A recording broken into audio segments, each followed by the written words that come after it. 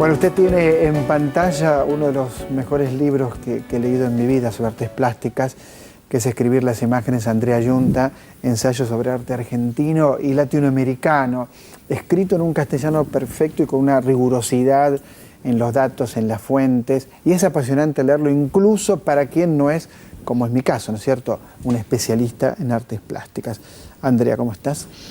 Muy bien. ¿Qué significa escribir las imágenes?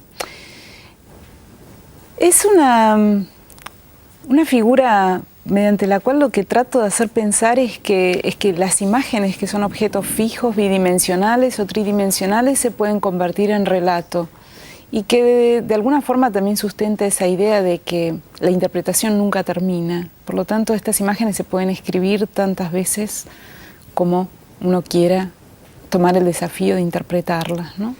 Hay capítulos dedicados a distintos creadores también, ¿no? Como la cubana Ana Mendieta, la rosarina Graciela Sacco, Lucio Fontana, y hay uno especial, porque tiene que ver con Eva Perón. Nadie había dicho, es un ensayo breve, yo te lo cuento como si lo hubieras escrito vos, no es un ensayo breve, pero muy, muy intenso en cuanto a las cosas que decís, porque es cierto, vos comenzás el ensayo diciendo cultura popular versus otra cultura, ¿no? Así se presentaba. Y por otra parte, posteriormente un ninguneo, palabra inventada, pero un ninguneo terrible a la figura de Eva Perón por la llamada Revolución Libertadora. Un momento de tensión en las artes plásticas fue la figura de Eva Perón y fue ese momento, el peronismo, el primer peronismo.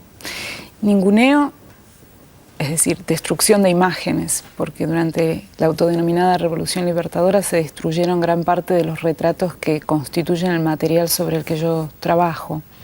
Y sí, incuestionablemente en esa tensión entre artes eruditas y artes populares, que no es una valoración, sino que tiene que ver con describir cómo determinadas producciones artísticas o visuales circulan en museos, en colecciones, y cómo circulan otras producciones visuales más vinculadas a un consumo más extenso, más ampliado.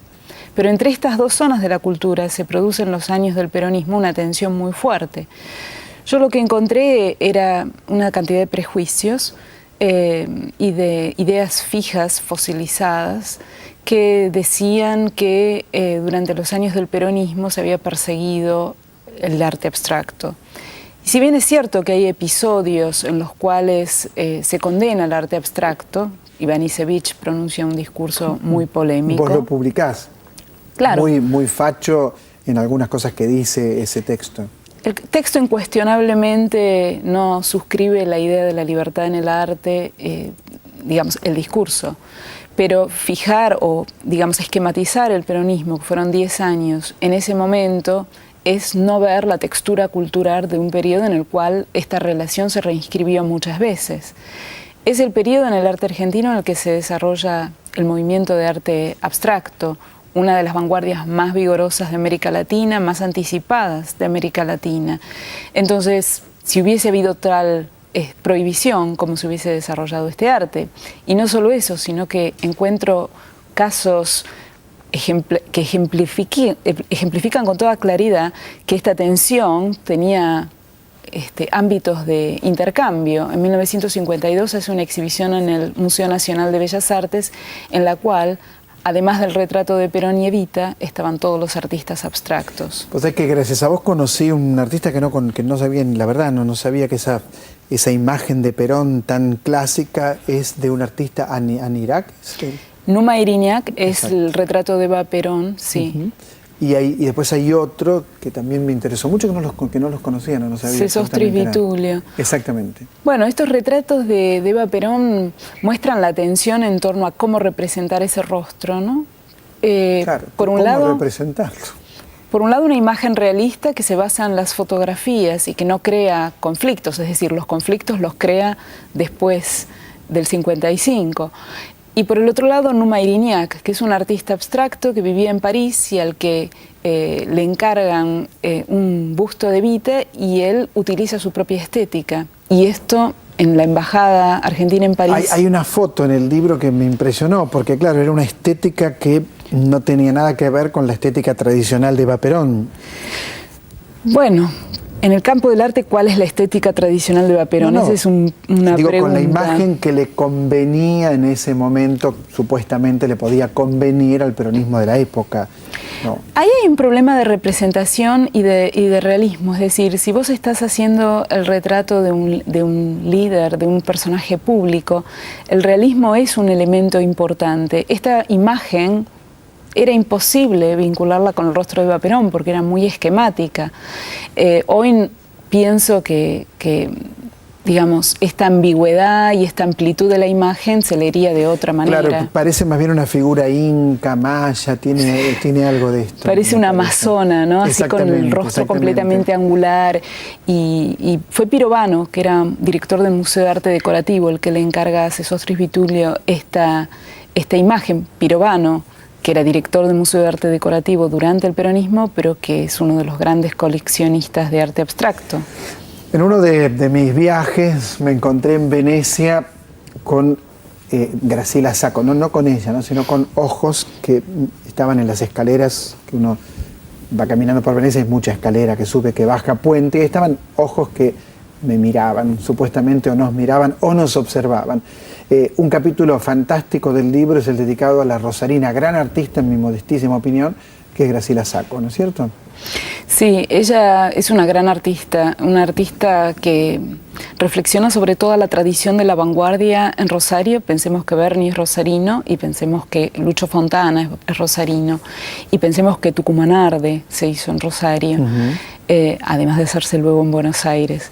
Pero, digamos, Rosario es una ciudad que tiene una extraordinaria tradición de vanguardia y Graciela Sacco es una artista que investigó procedimientos técnicos nuevos. Es decir, ella desarrolló un proceso de investigación para imprimir con la luz en cualquier tipo de superficie.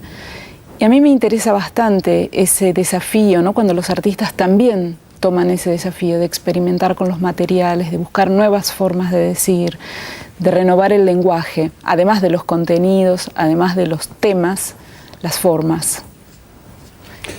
Y en el caso, bueno, vos hablas del fragmento, en el caso de ella, ¿cómo se puede pensar un caso como que a mí también me interesó mucho de tu libro, de una artista cubana que es Ana Mendieta, que en principio hasta trabaja con sangre, tal como yo no la conozco, ¿no? Como no la conocí, como vos describís en tu libro, y posteriormente es como si dejara huellas de su cuerpo. Me impactó mucho. Y por otra parte, no lugar, por decir un lugar común, de vivir en Estados Unidos, pero a la vez no oponerse tanto a Cuba, pero a la vez dejar a su padre en Cuba. Es muy interesante esta mezcla que haces de biografía con creación. Sí, el caso de Ana Mendieta es increíble porque ella permite leer muchas cosas. La obra de ella permite leer muchas cosas. Esas siluetas que ella hacía dejando la marca de su cuerpo era una forma de inscribir una geografía. Ella de alguna manera es una exiliada niña, una niña exiliada sacada de Cuba cuando tenía 12 años.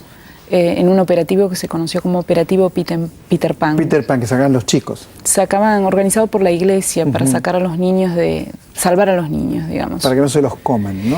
Digo, es una broma, pero esa era la idea del comunismo en ese momento. Eran muchas las complejidades históricas y digamos, no era esa exactamente la figura, pero había muchas amenazas a la familia tradicional en el imaginario de muchos de los que empezaron a vivir la revolución. De hecho, el padre de Ana Mendieta fue opositor, entonces es preso político en Cuba, y ella al mismo tiempo, sin haber tenido nunca la experiencia de ser clasificada racialmente en Estados Unidos, ella se siente por primera vez que es de color, que es latina y que está clasificada. Y es muy interesante porque ella utiliza repertorios culturales que tienen que ver con su infancia, con su contacto con sectores populares en Cuba, es decir, con creencias afrocubanas, y por eso utiliza la sangre, utiliza elementos de la ritualidad afrocubana para producir una serie de performance, es decir, de actuaciones en las cuales ella, desnuda, toma una gallina que se está desangrando y esta ritualidad forma parte de esa actuación. Entonces, esto es muy, muy violento dentro de una sociedad que no convive con estas otras culturas. Y es muy interesante que ella tome estos repertorios que eran también repertorios excluidos a partir de su propia clase social, es decir, sus padres consideraban que esas no eran prácticas legítimas. Como ella toma esto para hacer una obra que es profundamente cuestionadora del establishment de la cultura norteamericana. Cuando uno mira este libro y mira otros tuyos, te la pasas escribiendo todo el tiempo. Disfruto escribiendo, sí. Sí, no sé si me la paso escribiendo, pero enseño mucho. Tengo muy buenos estudiantes y también escribo con mucho placer, sí. Andrea Yunta, muchas gracias, pero muchas gracias. A usted le digo, no deje de leer este libro, sepa o no sepa artes plásticas. Es muy fuerte lo que cuenta y sobre todo cómo lo cuenta. Escribir las imágenes de Andrea Yunta y enseguida regresamos. Esta es la televisión pública, por supuesto.